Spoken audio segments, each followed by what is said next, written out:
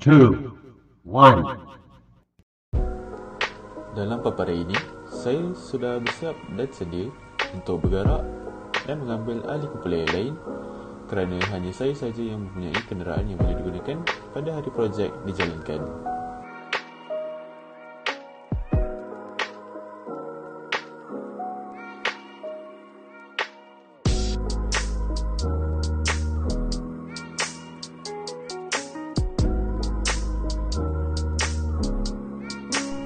Kami sudah bersadang untuk memulakan projek pada awal pagi dengan berkumpul dan membeli bahan-bahan yang ingin digunakan untuk menyediakan resepi spaghetti aglio olio.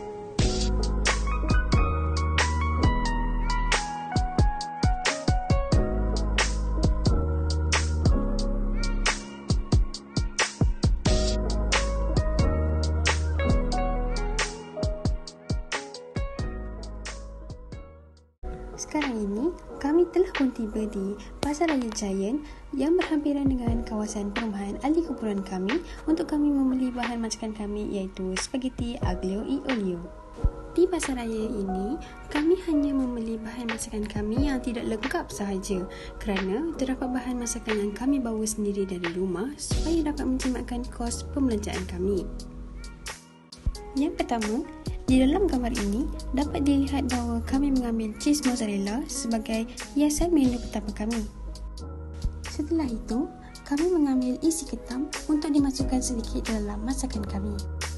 Seterusnya, kami mengambil lada benggala berwarna hijau dan kuning, bawang Holland dan juga tomato cherry supaya masakan kami nampak menyelerakan kerana bahan-bahan ini dapat membangkitkan warna menu masakan kami.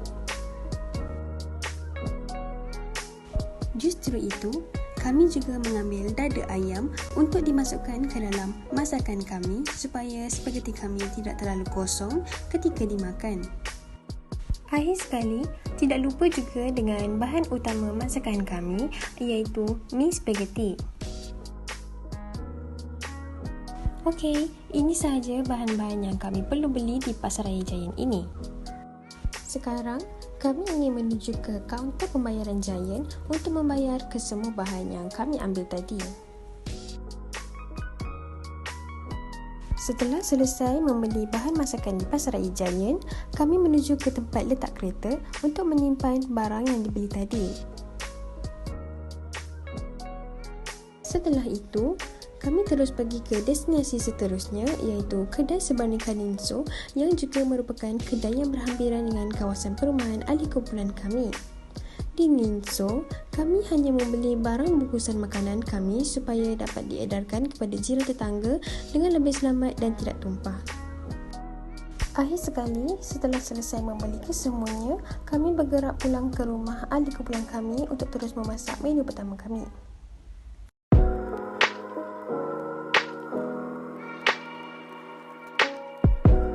Okey, pertama sekali hidupkan api dan masukkan satu cawan air ke dalam kuali. Seterusnya, masukkan minyak zaitun sedikit ke dalam kuali tersebut. Dan seterusnya, masukkan sedikit garam ke dalam tempat yang sama dan gaulkan sehingga sebati. Masukkan mi spaghetti tersebut dan biarkan selama 3 minit. Okey, sambil tu kita gaul-gaul. Gaul-gaul sehingga mi tersebut masak. Seterusnya, memotong tomato cherry sehingga terbelah sedikit saja. Lalu, buka daun benggala tersebut dan potong belah-belah tersebut satu persatu. Lalu potong saiz kecil. Seterusnya, kupas bawang putih tersebut satu persatu. Seterusnya, potong dada ayam tersebut dan bahagikan dua belah supaya senang untuk memotong mengikut saiz yang ditetapkan. Kami memilih untuk memotong saiz dadu supaya lebih rapi dan cantik dan senang dimakan. Ini adalah cara dan proses semasa kami memotong bahan-bahan tersebut. Seterusnya, lumatkan lada hitam tersebut sehingga dia hancur. Dan seterusnya, potong isi ketam tersebut dan bahagikan kepada 3 bahagian. Ini adalah isi ketam kami yang telah pun siap dipotong. Ini adalah bahan-bahan masakan kami yang kami telah potong dan telah siap.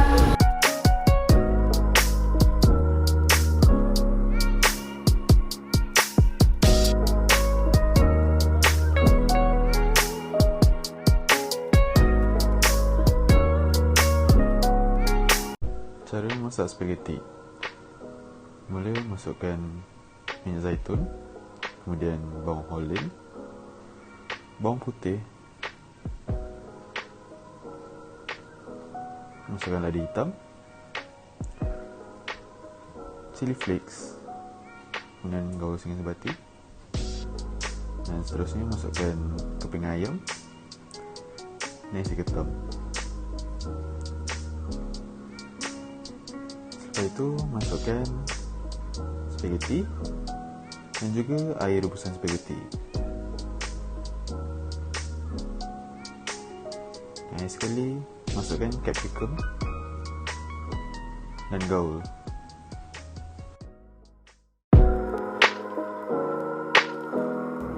Spaghetti yang telah siap dimasak dibungkus ke dalam bekas perbungkusan yang dibeli di kedai souvenir Kanizo berdekatan kawasan perumahan ahli kumpulan kami.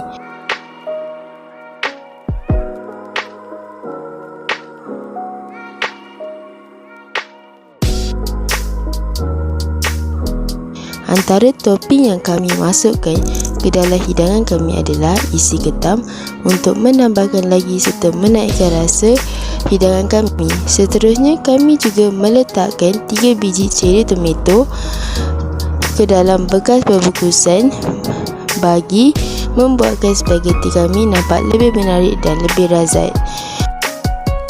Topping terakhir yang kami tambah ke dalam hidangan kami iaitu cheese parmesan bagi membuatkan spaghetti kami berasa lebih creamy dan berlemak. Rumah pertama yang kami kunjungi adalah Encik Khalid. Beliau merupakan jiran saya. Jarak rumah beliau dengan rumah saya kira-kira 4 buah rumah. Beliau telah menetap di perumahan saya lebih kurang 20 tahun.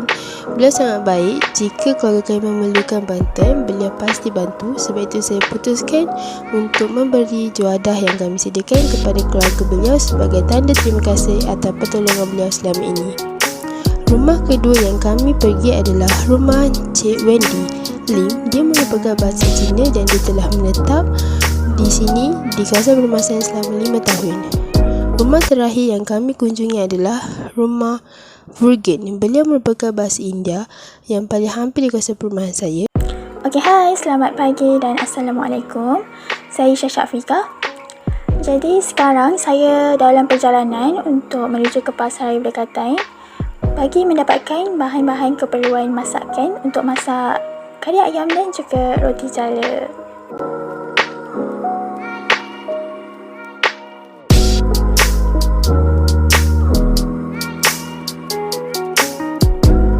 Baiklah, setelah sampai sahaja ke kedai, benda pertama yang perlu kita buat adalah macam biasa. Kita scan dulu MySejahtera, kemudian jangan lupa pakai mask dan juga jangan lupa patuhi SOP. Maaflah agak bergegar sikit dekat situ sebab agak sukar sebenarnya bagi saya untuk rakam sendiri. Tapi tak apa. Jadi benda pertama yang perlu kita buat adalah ambil troli. Baiklah, benda pertama sekalian saya nak beli kat sini ialah kaki ayam. Jadi kaki ayam ni saya ambil lebih kurang dalam 500 gram sahaja sebab nanti kaki ayam ni saya akan masak kari dan saya akan agihkan dalam 3 ke 4 buah rumah jiran sahaja. Jadi memang tak perlukan banyak.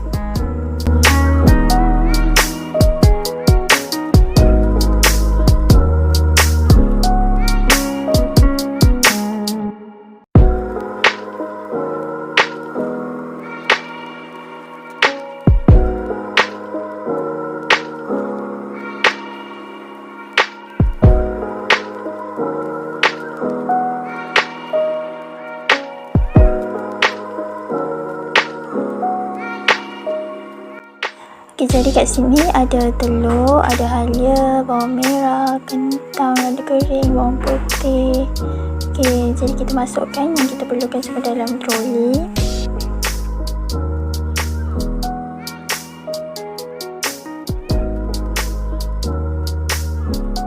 Okay, kemudian ini adalah tempat di mana rempah tumis berada seperti jintan halus, biji ketumbar, kayu manis dan banyak lagi.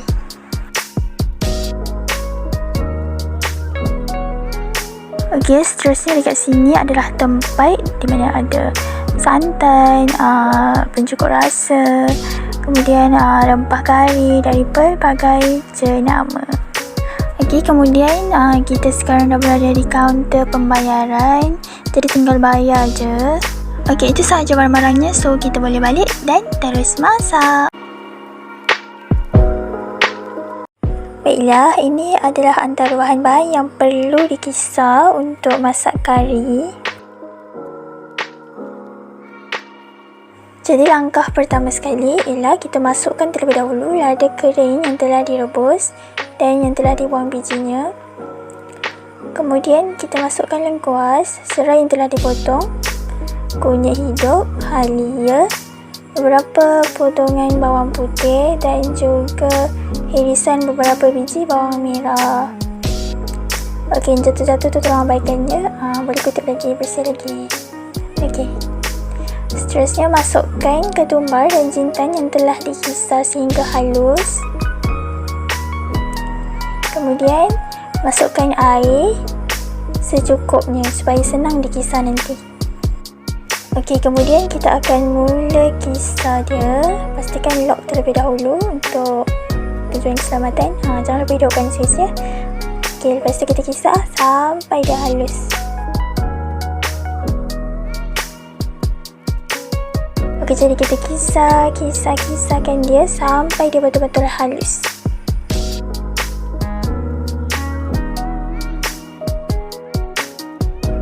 Okay, kemudian apabila kita telah siap mengisar bahan-bahan tadi, perkara yang perlu kita buat ialah tenggekkan kuali di atas api, kemudian masukkan minyak masak.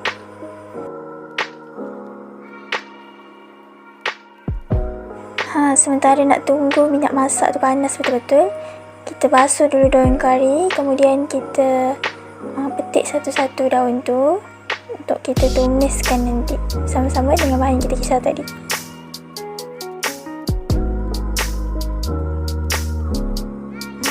Minyak pun masih dah panas, jadi kita masukkan daun kari yang telah kita petik tadi dengan kayu manis sekali. Kalau takut dia meletup-letup tu, kecilkan sikit api je. Okey, kemudian kita masukkan bahan yang telah kita kisar tadi ke dalam kuali tersebut. Hati-hatilah sebab minyak dia meletup-letup tu.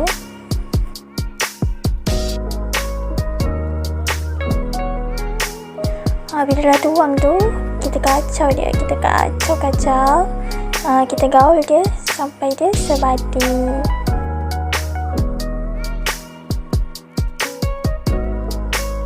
Masa ni pula besarkan sikit api untuk bagi minyak dia meletup-letup macam tu.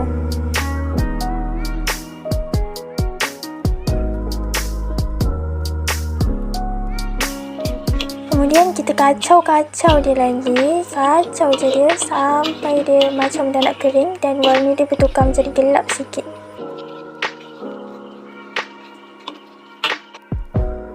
Okey, bila dia dah macam dah agak kering, kita masukkan serai yang telah ditumbuk untuk naikkan lagi bau dia. Okey, setelah kita kacau, kemudian kita masukkan serbuk kari. Ini saya masukkan dalam 2 sendok.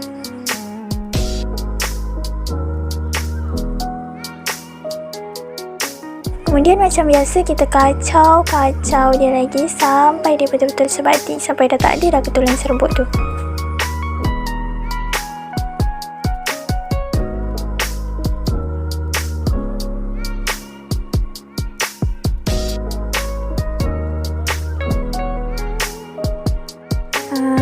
Kacau, pastikan kita kacau sampai bawah dia supaya kita tak nak ada serbuk yang melekat ataupun yang hangus kat bawah tu.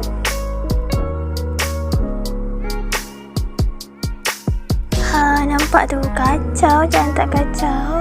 Tak nak hangus kan?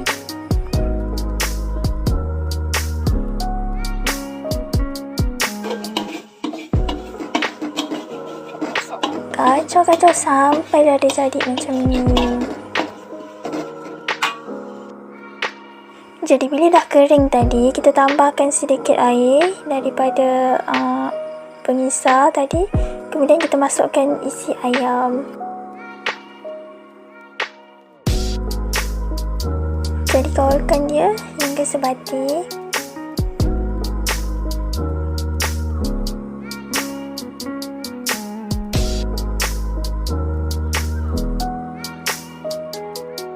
Kemudian tambahkan air lagi dan masukkan rasa pertama ialah garam.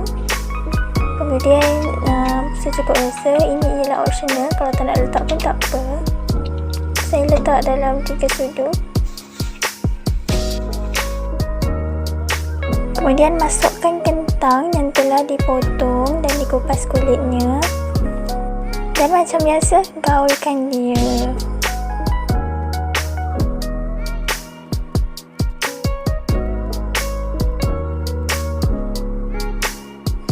Nampak tu, belum siap pun dah nampak sedap dah. Okey, kemudian kita masukkan air asam jawa.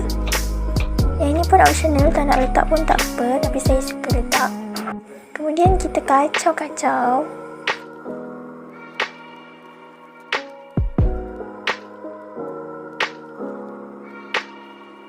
Baik, ini kita zoom in lagi sekali untuk nampakkan minyak-minyak yang naik tu. Nampakkan dia mendidih. Kemudian kita masukkan santan. Ini adalah step terakhir sebelum kari kita siap.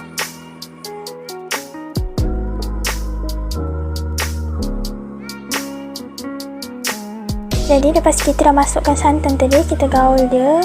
Sunnah Rasulullah sebenarnya, kalau kita gaul ikut arah lawan jam. Nampak sedap kan? Okey, dah nak siap dah kari kita.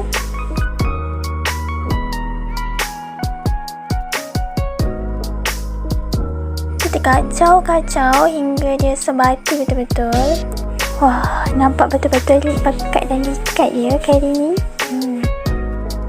Jadi yang terakhir sekali, bila dia dah mendidih macam ni, tunggu 5 minit dan tutupkan api. Kemudian kari kita pun siap. Jadi, mari kita mulakan menu yang kedua, iaitu roti jala. Yang pertama sekali, masukkan 2 cawan tepung gandum. Kemudian masukkan 2 biji telur, 2 cawan air,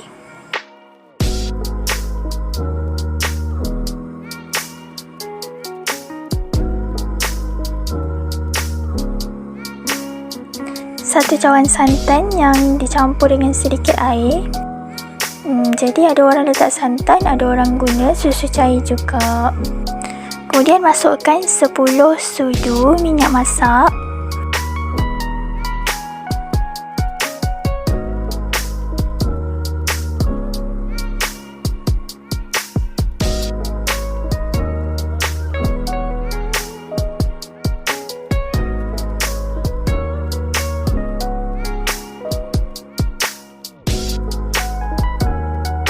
Jangan lupa juga masukkan garam.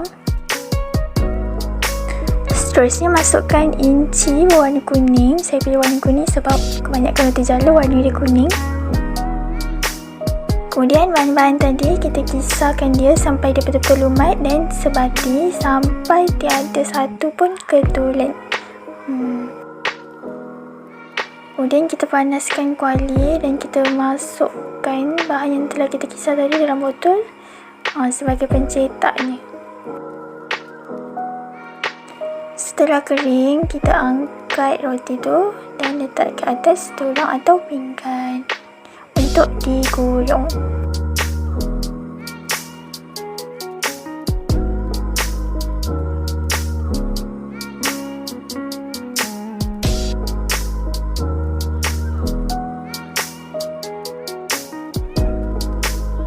Jadi proses ini akan berulang-ulang sehingga siap semua adunan. Baiklah, dalam bungkusan yang saya ingin edarkan kepada jiran, jadi satu bungkus tu saya bagi 6 roti jala. Seterusnya untuk kuah kari pula, untuk kari ayam saya akan masukkan ke dalam plastik serta isi dan kentang. Kemudian saya akan ikat seperti itu. Saya menyediakan 4 bungkusan untuk jiran-jiran saya. Ini adalah bungkusan plastik yang telah saya sediakan. Setelah siap diikat dan ia sedia untuk diedarkan kepada jiran. Jadi inilah rumah jiran pertama saya, iaitu jiran yang paling hampir dengan saya. Nama dia Haizan. Okay, nampakkan saya tukar baju, tukar tudung tu sebab saya baru lepas masak-masak kat dapur. Jadi nak jumpa orang kenalah wangi-wangi kan. Perempuan tersebut merupakan anak perempuannya.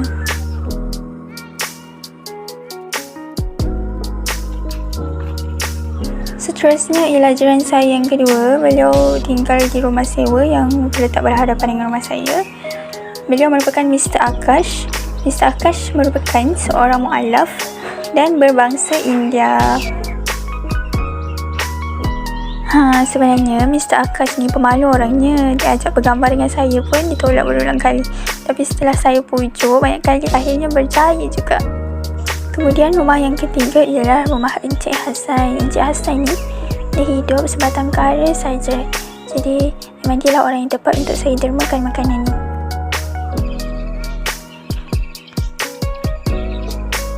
Dan rumah yang terakhir sekali, iaitu jiran keempat saya, ialah Puan Bibit. Puan Bibit ni merupakan seorang mu'alaf dan juga berbangsa Cina. Jadi dia berkahwin dengan lelaki Melayu. Suaminya baru sahaja meninggal dunia dan ingatan dia menjadi kurang bagus. Jadi saya pun bersimpati dan mendermakan makanan kepadanya. Terdapat beberapa halangan serta cabaran yang ahli kumpulan kami perlu tempuhi semasa menjalankan projek From Us to You. Antara halangan tersebut adalah kesesakan lalu lintas. Semasa perjalanan untuk menjemput ahli kumpulan kami pergi ke Pasar Raya Giant bagi mendapatkan bahan-bahan untuk menjadikan spaghetti aglio olio, kami tersekat dalam kesesakan lalu lintas selama 1 jam yang mengakibatkan kami tiba di rumah ahli kumpulan kami lewat dari apa yang telah kami rancang. Halangan selanjutnya adalah kami mempunyai kesukaran untuk mendapatkan kerjasama daripada penduduk India. Kami mengambil kira-kira 40 minit untuk mendapatkan kerjasama daripada penduduk India. Ke semua rumah penduduk India yang kami pergi, tiada penghuni dan kebanyakan dia, tetapi mereka tidak mahu keluar untuk bagi kerjasama kepada kami. Nak cari jiran India, please.